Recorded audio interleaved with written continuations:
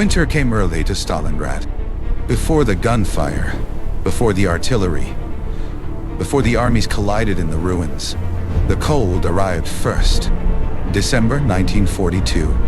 On the western bank of the Volga River stands a city that no longer looks alive. From the air, Stalingrad appears as a wasteland of shattered factories, collapsed apartment blocks, and endless fields of gray rubble. Smoke drifts slowly above the ruins. Fires burn in places where entire neighborhoods once stood. And buried beneath the snow and broken concrete, more than 500,000 soldiers are still fighting. But Stalingrad is no longer a normal battlefield. There are no front lines, no safe positions, no clear victories. Instead, the war has descended into something far more primitive. A fight for staircases, for basements, for single rooms inside buildings that no longer have roofs. German soldiers have a name for it.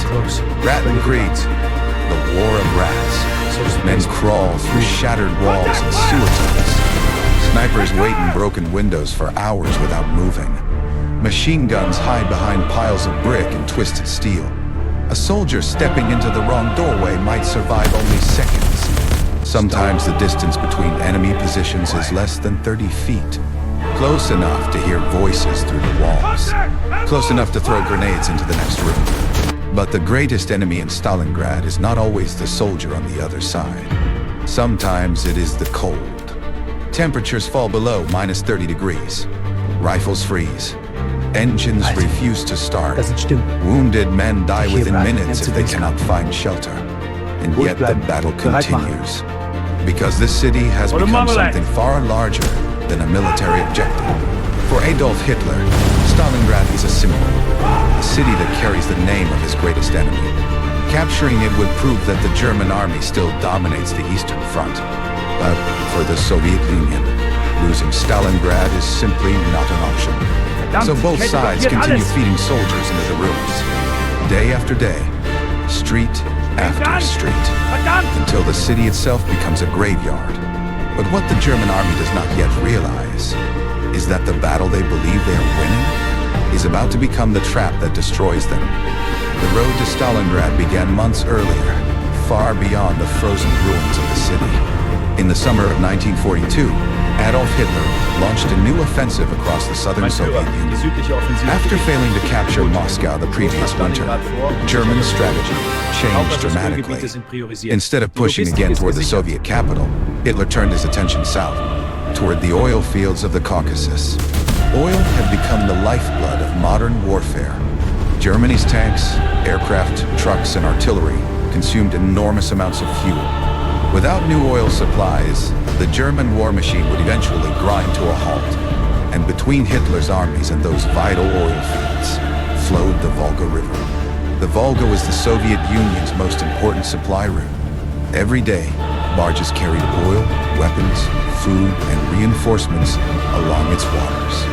If Germany could cut the Volga, the Soviet war effort would suffer a devastating blow. And standing directly on that riverbank was a long industrial city stretching for miles. Stalingrad docked to you. At first, capturing the city was never meant to be the primary objective. It was simply a strategic point along the river. But Adolf Hitler saw something more. The city carried the name of Joseph Stalin himself. Taking it would not only cripple Soviet logistics, it would deliver a powerful psychological victory. A propaganda triumph that could echo across the entire world. So the mission changed. What had once been a secondary target became a personal demand from Hitler. The German 6th Army, one of the most powerful formations in the Wehrmacht, was ordered to take the city. Its commander was General Friedrich Paulus, an experienced officer leading more than 250,000 soldiers. By late summer of 1942, Paulus and the 6th Army were advancing toward the Volga, confident, battle-hardened, and convinced that Stalingrad would fall quickly. What they did not yet understand was that they were marching directly into the deadliest battle of the Second World War. When the German army finally reached the outskirts of Stalingrad in August 1942, the battle did not begin with soldiers. It began with fire from the sky. On August 23rd, hundreds of aircraft from the German Luftwaffe appeared over the city.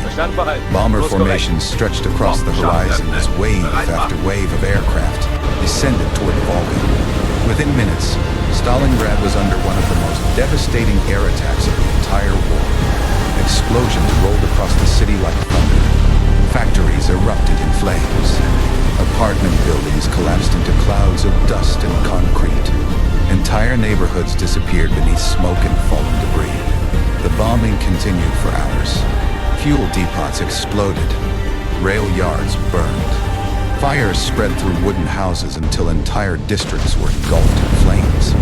The heat became so intense that firestorms began to form, pulling oxygen through the streets like a furnace. Civilians ran through the chaos, searching for shelter that no longer existed. Some tried to escape across the Volga River in small boats. Many never made it. Bombs struck the river itself, sending towering columns of water into the air. By the end of the first day of bombing, tens of thousands of civilians were dead. From the German perspective, the destruction seemed complete. Reconnaissance pilots reported that the city had been practically erased. To many German commanders, it appeared that Stalingrad would collapse within days. But the bombing had created an unexpected consequence. Instead of destroying the battlefield, it transformed the city into a fortress. Collapsed buildings became defensive positions. Mountains of rubble blocked roads and armored vehicles. Hidden cellars and shattered factories provided endless places for defenders to hide. And inside those ruins, the Soviet army began preparing for a different kind of war. A war that would be fought not for districts or streets, but for individual buildings, and sometimes for a single room. By September 1942, Stalingrad had become a battlefield unlike anything the German army had experienced before. The front line no longer ran across fields or rivers. It ran through buildings. Inside the ruins, the battle fractured into hundreds of tiny wars happening at the same time. One factory floor, one staircase, one apartment hallway. German soldiers soon discovered that capturing a building did not mean controlling it. Soviet defenders often remained hidden in basements, tunnels, or collapsed sections of the structure. A German unit might occupy the upper floors while Soviet troops waited only meters away below them. Sometimes the enemy was so close that soldiers could hear conversations through the walls. Grenades were rolled down stairwells. Machine guns fired through holes smashed into concrete walls. Flamethrowers were used to clear rooms one by one. Entire platoons could vanish fighting for a single staircase. German soldiers gave this brutal new style of combat a name: Rattenkrieg, the War of Rats. One of the most famous positions in the entire battle was an ordinary apartment block that became known as Pavlov's house. A small group of Soviet soldiers seized the building and quickly transformed it into a fortress. Machine guns were placed in the windows. Anti-tank rifles were hidden behind sandbags. Minefields were laid in the surrounding streets. For nearly 2 months, German forces tried to capture the building. They attacked with infantry, with tanks, even with aircraft. But the defenders refused to surrender. German maps eventually marked the building as if it were an entire defensive complex. Across the rest of the city, snipers turned the ruins into deadly hunting grounds. The most famous of them was Vasily Zaitsev, a Soviet sniper whose skill quickly became legendary among the defenders. From broken factory roofs and shattered apartment blocks, snipers watched every movement. A soldier stepping into an open street might survive only seconds. Yet despite the savage fighting inside the city, the true turning point of the battle was not being decided inside Stalingrad at all. It was being prepared far beyond the ruins, out on a frozen steppe, where the Soviet army was assembling a counterattack that would soon trap an entire German army. By November 1942, the German 6th Army believed victory in Stalingrad was close. After months of brutal fighting, German forces controlled most of the ruined city. Soviet defenders had been pushed back toward the banks of the Volga River. From the German perspective, it seemed only a matter of time before the last pockets of resistance collapsed. But far beyond the shattered streets of Stalingrad, Soviet commanders were preparing something far more dangerous. The German army fighting inside the city was not alone on the battlefield. Its long defensive flanks stretched for hundreds of miles across the open steppe. And those flanks were not guarded by German divisions. Instead, they were held by Allied forces from Romania, Hungary, and Italy. Many of those units were poorly equipped. Some lacked modern anti-tank weapons capable of stopping Soviet armor. And Soviet intelligence knew exactly where those weaknesses were. For weeks, enormous Soviet forces had been secretly gathering along the front lines. Entire armies, hundreds of thousands of soldiers, thousands of tanks and artillery pieces hidden behind the winter fog. The Soviet plan was simple.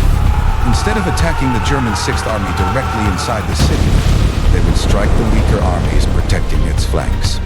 On the morning of November 19, 1942, the Soviet counteroffensive began. Operation Uranus.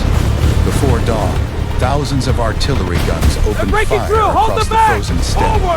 The bombardment rolled across the front like a thunderstorm of steel. Moments later, Soviet tanks and infantry surged forward through the snow. Romanian defensive lines began to collapse within hours. Entire divisions were overwhelmed by waves of Soviet armor. Within days, Soviet spearheads were racing deep behind German lines. Two massive pincers moving toward each other across the open plains. And at the center of that closing trap stood the German 6th Army, still fighting inside the ruins of Stalingrad, unaware that the battlefield around them had already changed, and that the city they were trying to capture was about to become their prison. On November 23, 1942, the trap finally closed. Near the small town of Kalak, two massive Soviet armored columns met after advancing from opposite directions across the frozen steppe. With that single moment, the encirclement was complete. Inside the pocket were more than 300,000 Axis soldiers. The entire German 6th Army, along with thousands of support troops, engineers, medical staff, and soldiers from Allied units that had been fighting alongside them. Almost overnight, the hunters had become the hunted. German commanders quickly realized the danger. The 6th Army was now completely surrounded. Every road leading west was cut. Every rail line was under Soviet control. The only way out was to break through the Soviet ring before it tightened further. Several German generals urged immediate withdrawal. They believed a rapid breakout might still save the army. But the final decision did not belong to them. It belonged to Adolf Hitler. From his headquarters in East Prussia, Hitler issued a direct order. The 6th Army would not retreat. Stalingrad would be held, no matter the cost. Instead, Hitler promised that the trapped army would be supplied by air. The German Luftwaffe would deliver food, ammunition, and fuel until the front lines could be restored. On paper, the plan sounded possible, but in reality, it was a logistical fantasy. The 6th Army needed more than 600 tons of supplies every day just to survive. The Luftwaffe could deliver only a fraction of that. And as winter tightened its grip over the steppe, Soviet fighters and anti-aircraft ships began turning the skies above Stalingrad into a deadly gauntlet. Transport aircraft were shot down in growing numbers. Supplies arrived late, or not at all. Inside the pocket, German soldiers soon began to realize the truth. They were no longer fighting to capture the city. They were fighting to survive it. As December arrived, the situation inside the Stalingrad pocket began to deteriorate rapidly. The German 6th Army had entered the winter with almost no preparation. They had expected victory before the cold arrived. Instead, they were now trapped in the ruins of a frozen city with supplies running out. Food quickly became the most desperate problem. Daily rations were cut again and again. First to half, then to a few hundred grams of bread per day. Soon even that became impossible to maintain. Thousands of horses that had been used for transport were slaughtered for meat. When the horses were gone, soldiers began boiling leather belts and equipment to soften them enough to chew. Fuel was almost non-existent. Vehicles froze where they stood. Artillery guns fell silent because there was no ammunition left to fire. The wounded filled underground shelters and basements that had been turned into makeshift hospitals. But there was almost no medicine, no heat, no hope of evacuation. Outside, temperatures dropped below minus 30 degrees. Men who fell asleep in the open sometimes never woke up. Others froze to death while standing guard. Still, Hitler refused to authorize a break. Instead, he promoted General Friedrich Paulus to Field Marshal. The message behind the promotion was clear. No German Field Marshal had ever surrendered in battle. Hitler expected Paulus to fight to the last man. But by January 1943, the 6th Army was no longer capable of fighting. The once powerful army that had marched confidently toward the Volga months earlier had become a starving, freezing mass of exhausted soldiers trapped in the ruins of Stalingrad. And the end was now only days away.